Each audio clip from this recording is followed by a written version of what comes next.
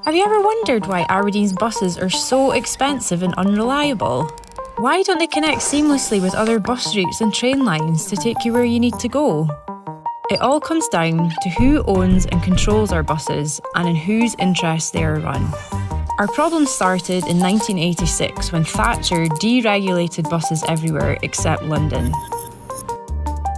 This caused chaos, and nearly all our publicly owned bus operators then went on to be privatised, except Edinburgh's Lothian buses. That's why buses in London and Edinburgh are so much cheaper and more successful than ours, and why bus use has increased in those cities, whereas everywhere else has seen massive declines, leading to more cars, more pollution, and a disaster for our climate. Deregulation and privatisation means private bus companies now have all the power. Even though 45% of their income comes from public subsidies, they still get to decide which routes they run based purely on where they can make the most money. They hike up fares, cut vital services, whilst taking home millions of pounds in profit every year. There is nobody planning and coordinating the public transport network to work for us. It is a mad situation.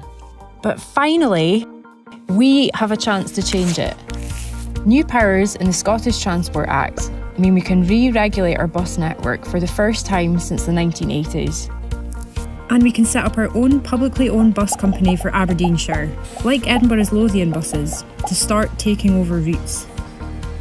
Regulation and public ownership would mean our regional transport authority could plan the network to serve our needs, deciding fares, routes, timetables, drivers' wages, the colour of our buses, everything.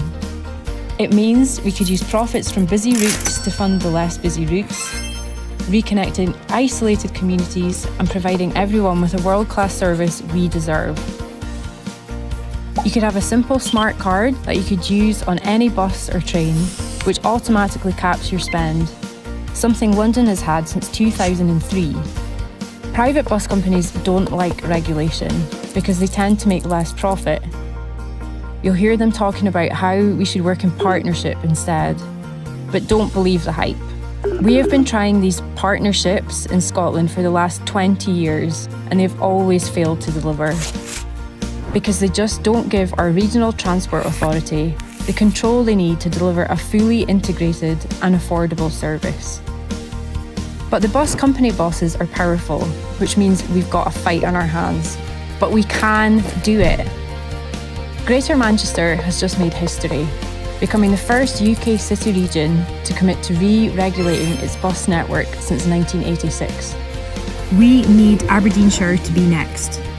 Share this video with your local councillors to make sure they join our fight. At the next local elections, the power will be in our hands. Let's vote to take back our buses.